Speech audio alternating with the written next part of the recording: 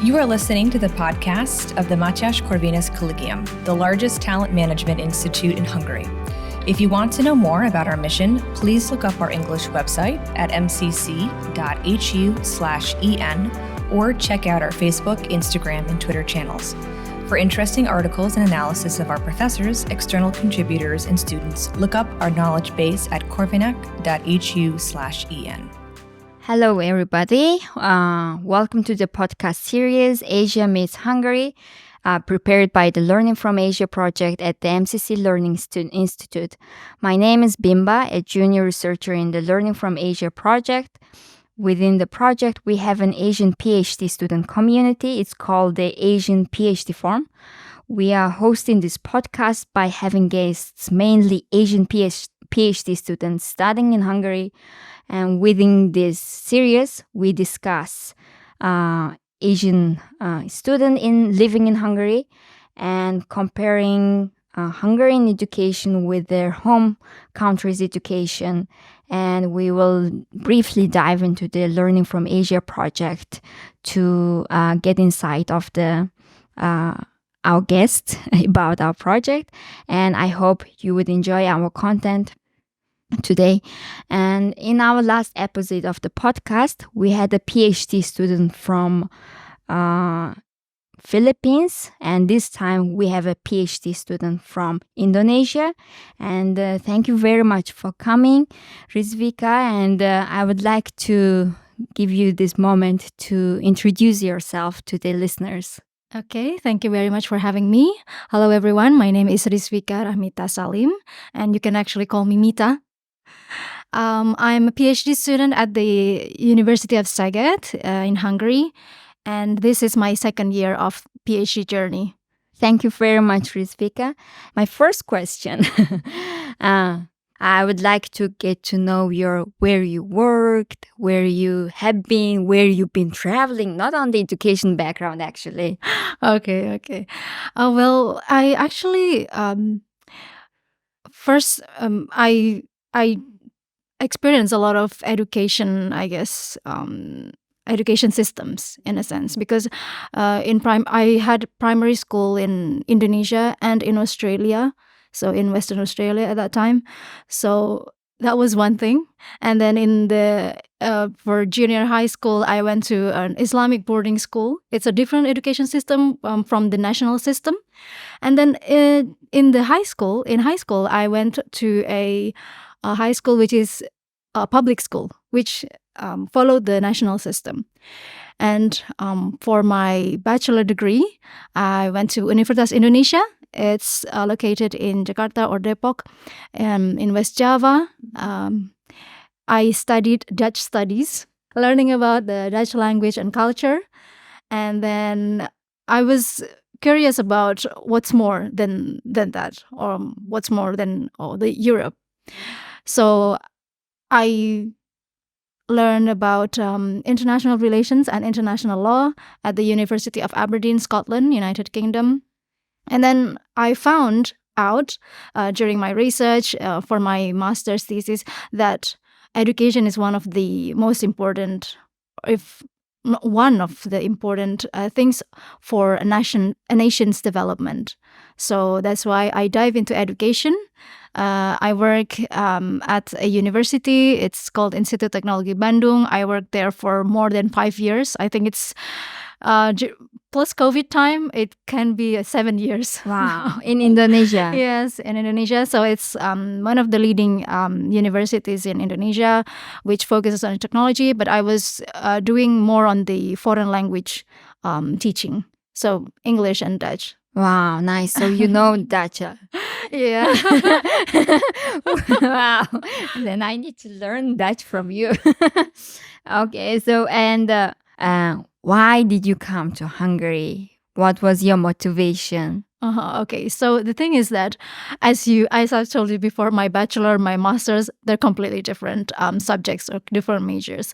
In Hungary, especially at Szeged University, I was able to mix the two, the foreign language and culture, as well as the international relations into education major.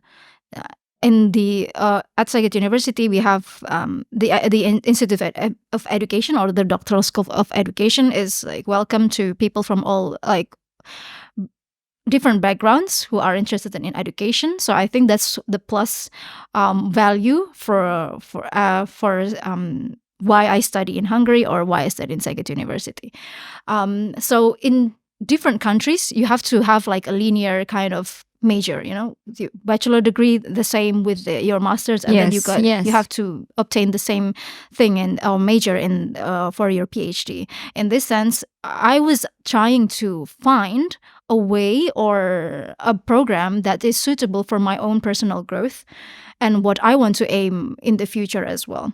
So actually, why I'm really interested in education is because I, apart from working for 7 years at the university in Indonesia, I also have my own company. So I started it before my PhD.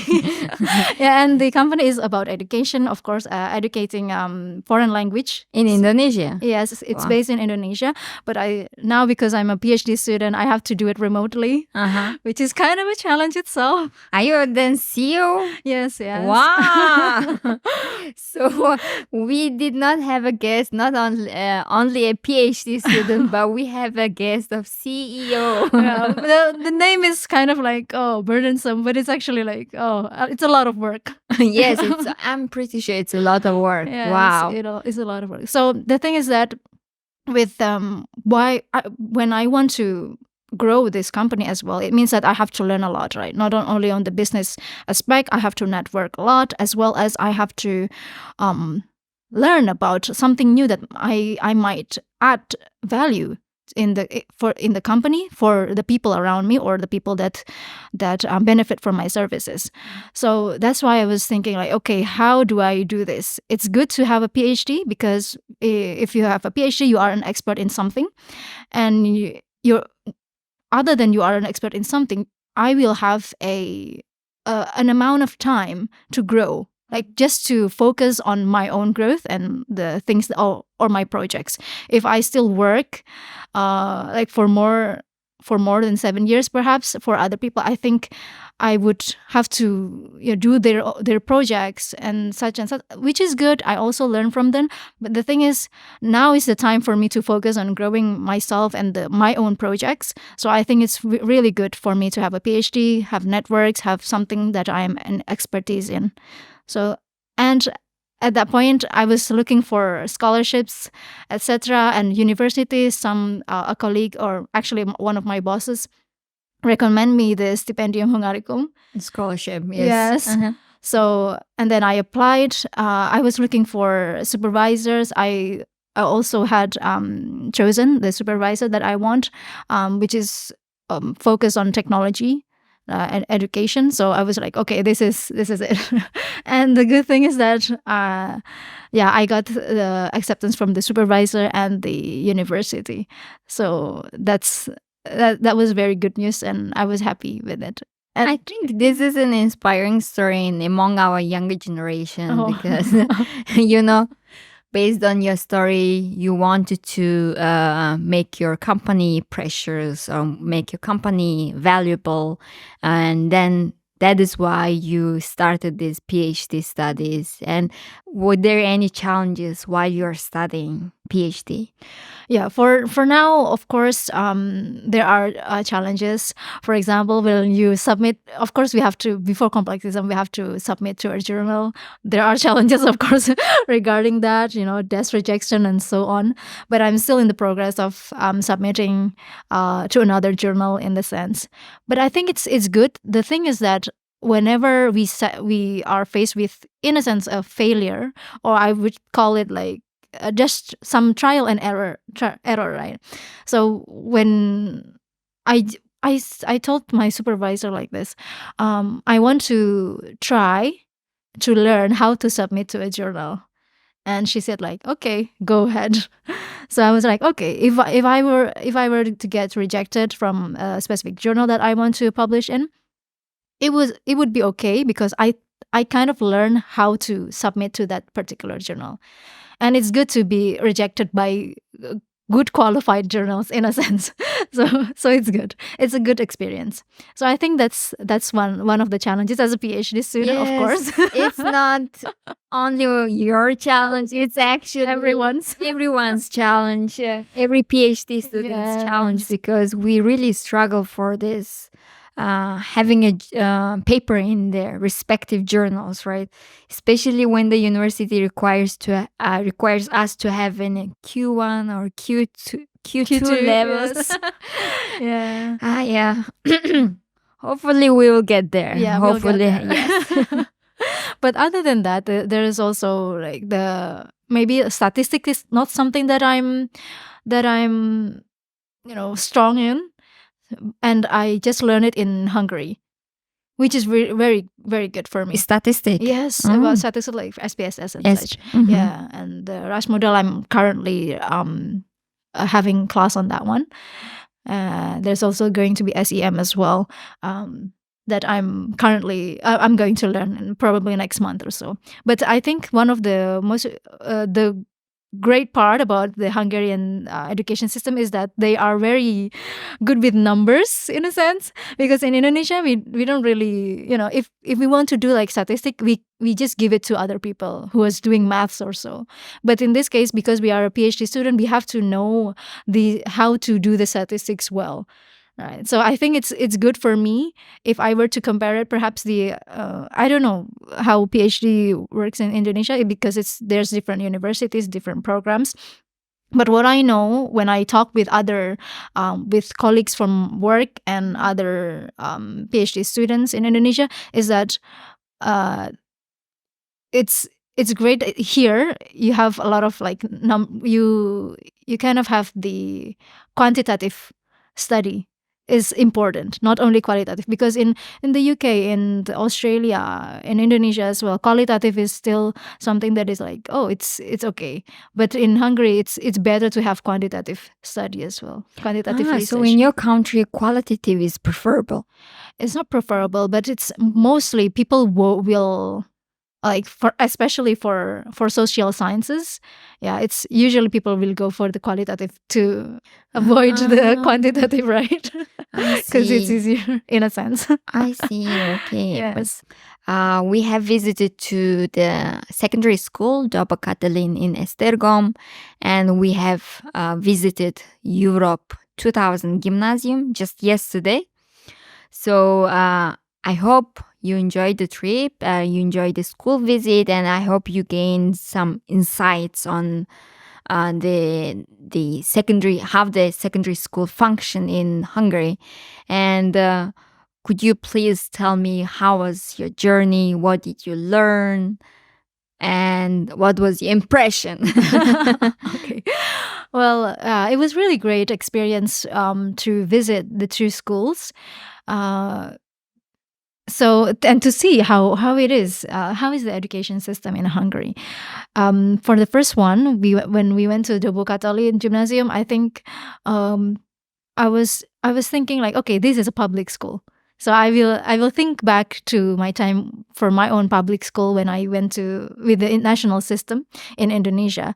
My impression was that it was very nice. That the experience of visiting was very nice. There are some differences.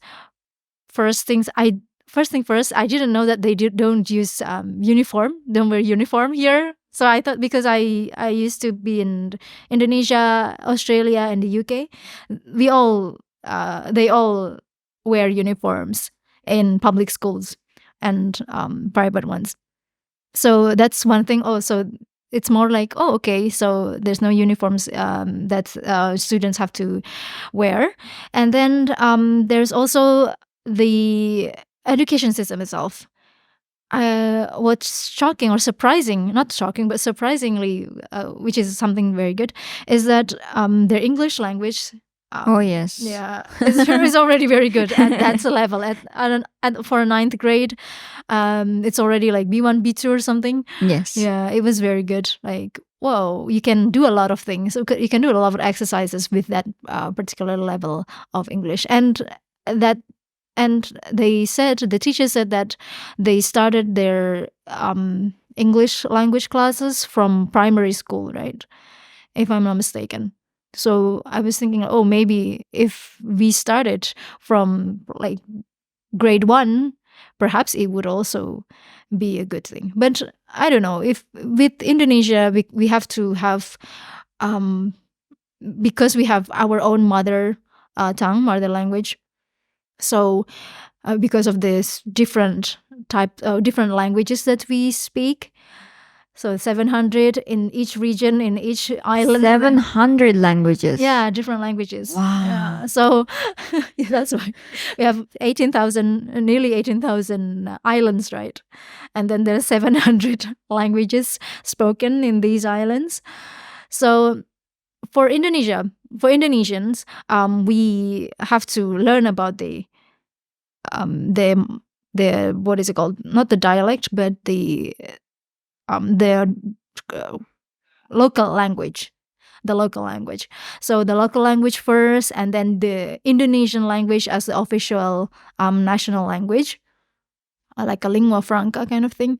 And then you get to the English language or other languages like Japanese or French and so forth, or German usually. But yeah, well, when we think about it now, with the technology and internet, a lot of people also, and kids also, find ways to gain media with English. Perhaps it is better in a sense to make it, the officially languages, English language should be from the first grade or so forth. But I'm not sure yet. But in Indonesia, do the students prefer to study English over other foreign languages, or is it balanced?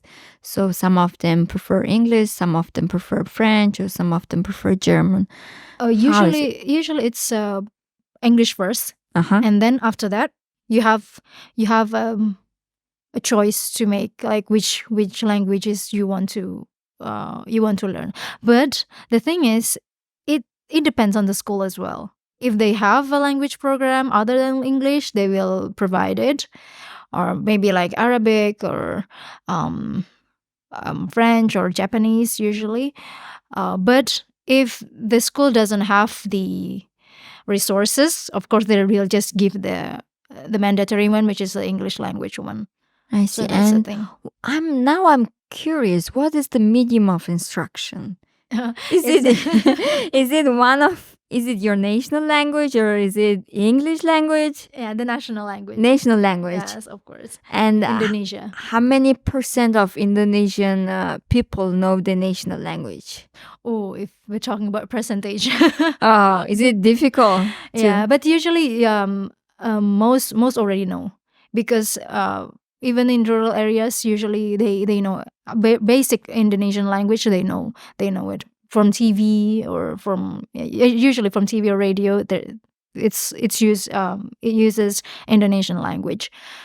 I was not aware that Indonesia has many languages, and wow. And so when you're studying at the school, also the textbook, is it in the main language or in English? In Indonesian. In Indonesian. Language, yes. Indonesian. Yeah, English is like a foreign language. So okay. yeah, it's like, it's not an official language. It's just a foreign language, but usually we have to learn about it because it's going to be in the national exam after high school. Yeah, so that's why. But yeah, for Indonesian, we have everything is in the national language, which is the Bahasa Indonesia or Indonesian language. But talking about TVs, there are some local TVs that uses the local language. With Javanese, for example, if you have you live in Java Island, there is a TV network with only Javanese, but it's just maybe 3 or 2. I'm not sure, but yeah, there are some of this. But everyone, if you are educated or not, or perhaps if you listen to a lot on the TV, you kind of get the hang of the Indonesian language. In a sense. See. Yes. And how about the English language? So do you think So now if we compare to yesterday's school, then the Doba Catalan school, do you think Indonesian English language proficiency is lower than them or higher than them? Yeah, no, the thing is that there's also education, I guess, not disparity, but yeah, the quality is because of the many islands that we have to cover, especially in the education system, different education quality as well, perhaps. So there will be differences, but I think in general, I think it would be lower because in Dobo Catalin Gymnasium, they were already, talking very fluently, right? Just with very small errors or mistakes or words. So I would say, if I look back to some of the students who are still in high school and with in a public school outside of the capital city, so I think it would be lower than that. But the thing is, if it depends on the schools as well, what kind of school you are. There's a lot of public schools that are also very good in different cities in Indonesia, and they also have a lot of students who can speak English fluently. But I think in general, if we look into the 200 or nearly 300 million of people in Indonesia, I think it would be lower than the one in Dobo Catalin. Yeah. And how's your education system if we divide into primary, middle, and high school? So what's the structure? Yeah, I think it's 5 kind of years similar in primary education? 6 years. 6 years. Yes, 6 years, and then you have 3 years in junior high school, and then 3 years of senior high school. So, and actually, the compulsory is 9 years of education, but there's also initiative that suggests it should be 12 years these days. So yeah, I think it's kind of similar to the other countries, right? When you went to both schools, was there any shocking thing that touched your mind? And for example, you said the uniform. I'm pretty sure that most Asian countries, we have a uniform. Yes. Even in my country, we have a uniform. And I was actually very, very shocked. The students had hairstyles, different hairstyle, and they had their nails done, and they were wearing makeup and different clothes, not uniform. And in my country, it's the opposite. Yeah. Same. Of course, the girls tend to wear makeup, but it's again the school administration. We try to make a pressure on the students. Please use no makeup. Yeah. Then please, dress properly. For example, if you have your nails done, it should not have a strong color, maybe colorless nail polish, something like this. So was there anything that shocked you? Yeah, in terms of uniform, I think it's one of the things that I was like, oh, this is interesting. Yeah, because in Indonesia, even if you're doing when I still remember when I was in primary school or even junior and high school as well, the teachers also check our nails if they are too long or not. It's to that point. And then your hair should be kept for boys and girls, they have to be kept in a sense. For girls, don't bleach or dye your hair, and then for the guys, it should not be longer than, I don't know, longer than the ear, the chin area, the chin area. Yeah, it shouldn't be too long, so it has to be short in a sense. So yeah, I was thinking oh, this is not the thing that's usual for me as well. I see. When to see it, especially they were also checking our nails. And what about if you compare it with the school visit again, was there any differences in the in terms of teaching and learning process? Yeah. It for the two. If I were to compare the two first before comparing to Indonesia, I think it's kind of like a public school versus a private school, right? For the Dobo Catalan and the Europe 2000 gymnasium. So in Dobo Catalan, I feel that the public school for the English teaching, there were two different types of teaching methods in a sense that we saw. The first one was the textbook kind of thing, where there was clear instructions. The learning instructions were very clear. Was very clear, and students follow it, and I think they enjoy it in a sense. And then the other one was more kind of letting the students be free about talking about their opinions on things and giving it like a flipped classroom kind of situation as well, because the students do a lot more doing the presentations and such. Yeah, it was both are good in a sense. I think they also enjoy it in the Obokatalin. In the Europe 2000, there were we had the English and history classes, class, right? yes. So in the English class, I was it was good that there was a native speaker as the teacher. I think it helps with the fluency of the students, but I think the teaching method can be, in a sense, enriched with a lot more activities that students can engage in, rather than asking definitions and so forth. So there's a lot more that can be done actually. And for the history part, it was very interesting because they have a bilingual classroom. This is something that is new to me. There's two teachers, with one instructing things in English, one instructing the students in Hungarian. So that was interesting, but maybe it will help if you want to increase your vocabulary or increase your fluency in both languages. I think it was worth because they have a native speakers teach as teachers, so it was wonderful to see how the students are able to speak in English fluently.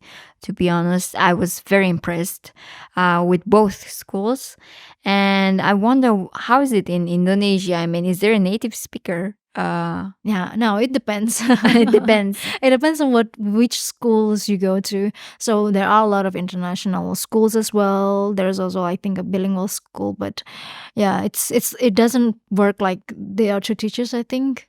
I went to a lot of public schools and international schools in Indonesia.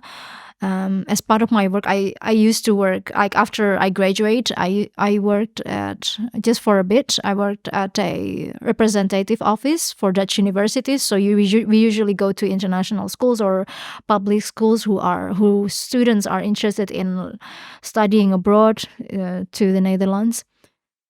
So at that time, I saw that there are some native English speakers as teachers who teach or taught them English depending on the lessons. schools. Yes, but it depends on the school. If the more prestigious the school is, the more resources they have. They usually have the native speakers, but that's not the case for all of the schools. Even during my I was in public school, right? But there was someone or a teacher teaching. There's like a religion subject. He graduated from Egypt, from Al Azhar. So I think and of course he can speak fluent Arabic and so forth. So yeah, it depends on what the resources are. So it's not everything is the same for every school, but it's different. Yeah, and it depends. Can you highlight some key differences between your country schools and Hungarian schools that we visited? Mm-hmm.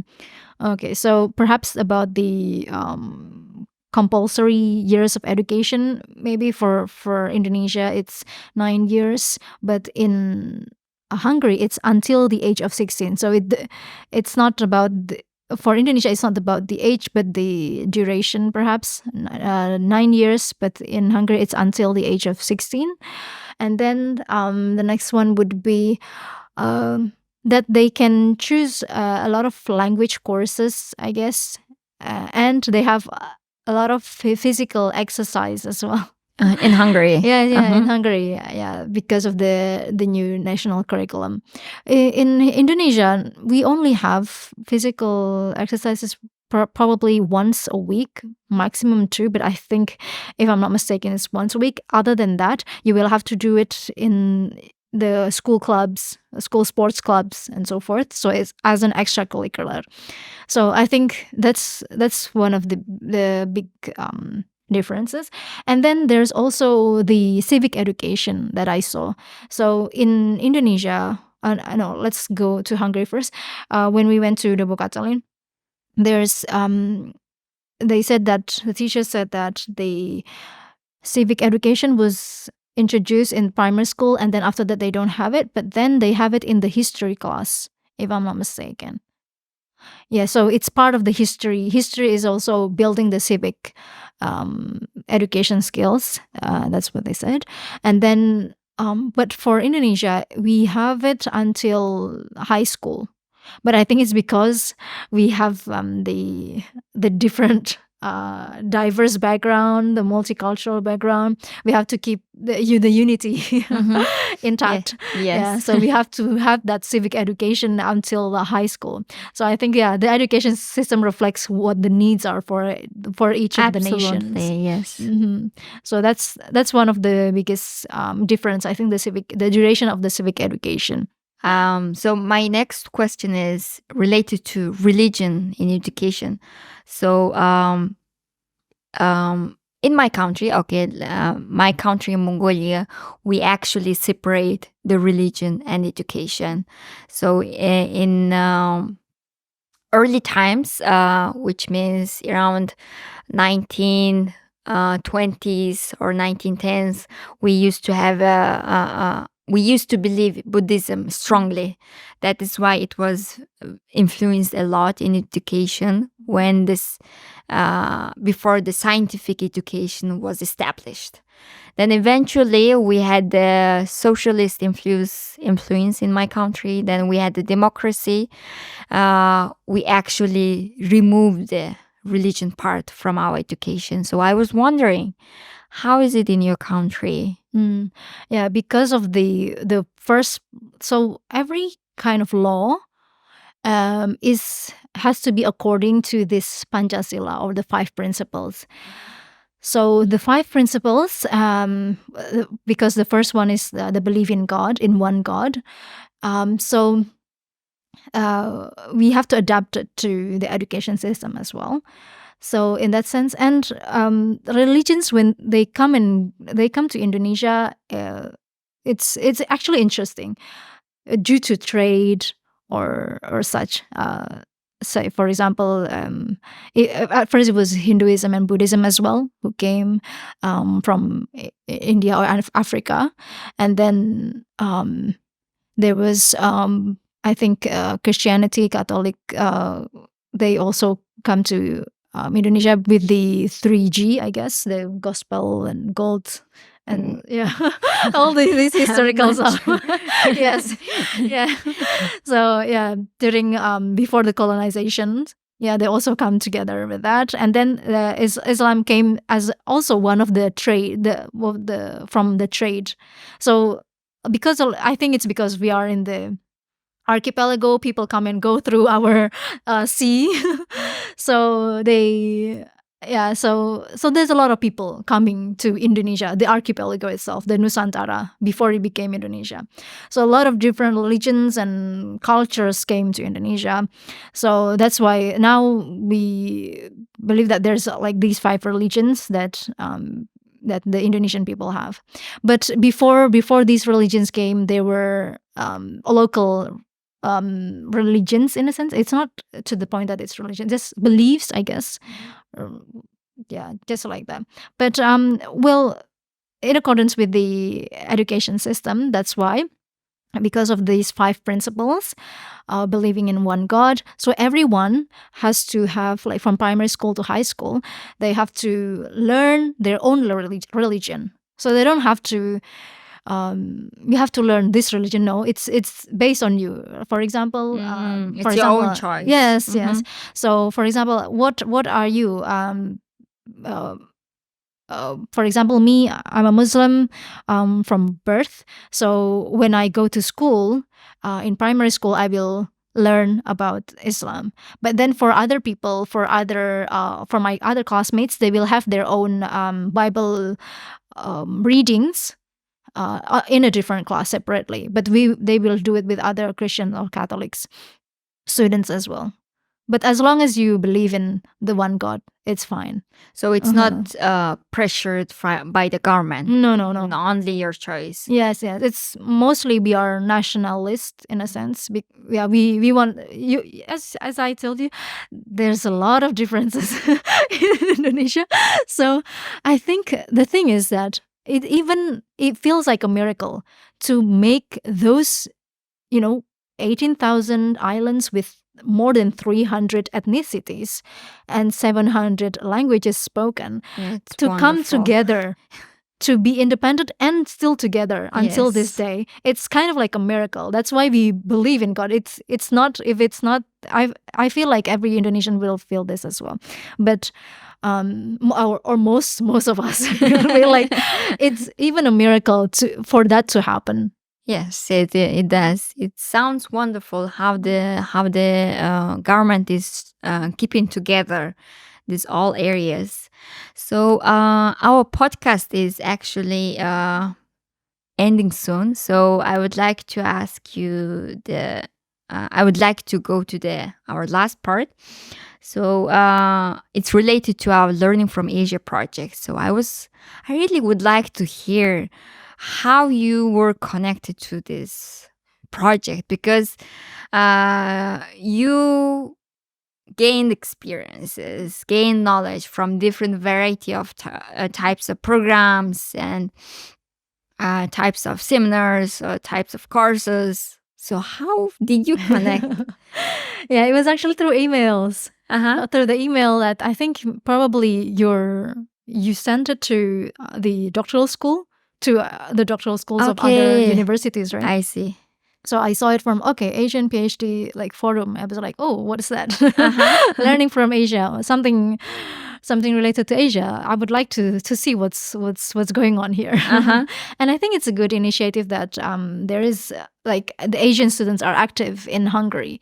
So I think it's already it's a good initiative. It's just that more people should be active in such initiative, I guess. Even though I know we all are very busy with our own research and stuff going on, but I think to represent something like Asia in the academic world, I think it's also important. So I was thinking let me see what it is about. Let me experience what it is about. And of course, networking is always fun for me. And I get to see Bimba. I mean, when I be a part of this project, we are not learning from Asia only. I think we are learning from each other.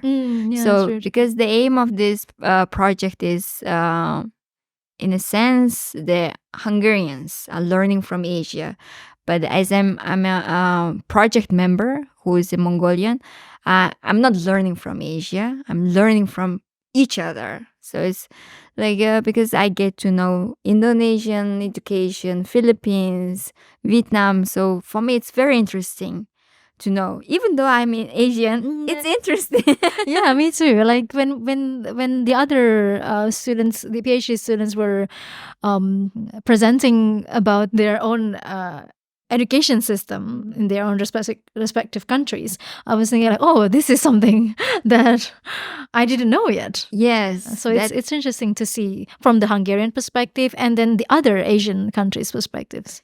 And here's our last question.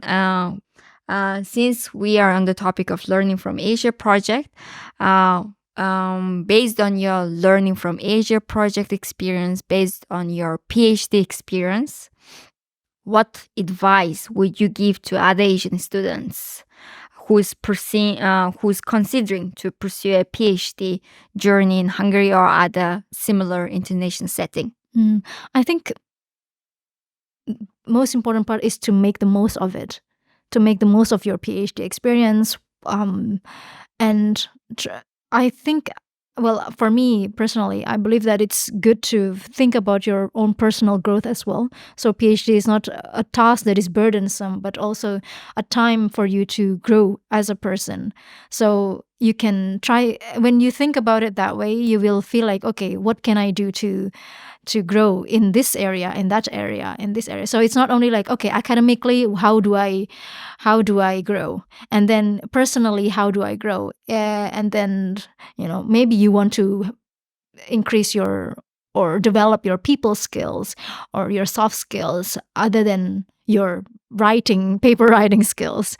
Yeah, something like that. So I think it's just make it as a time for you to have some time to focus on yourself, on your studies, on your projects. It's 4 years, right? So I think it's a good amount of time to focus on yourself and your own self-growth. And then when you see it that way, you will see that there are a lot of opportunities that you can gain from your experience in Hungary, and you can flourish in these areas as well.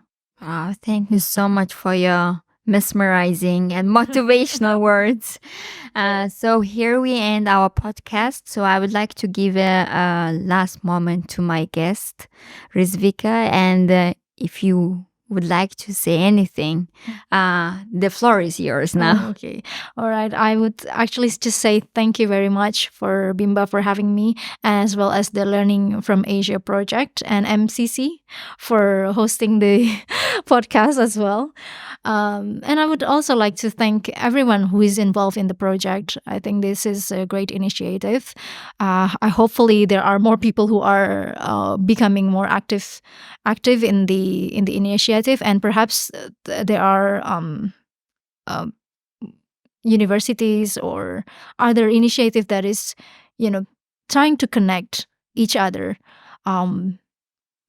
for different with people from different international settings. I think it's great to come together for a project that is for the greater good, I think. Thank you so much. Thank you. And bye, everyone. Bye.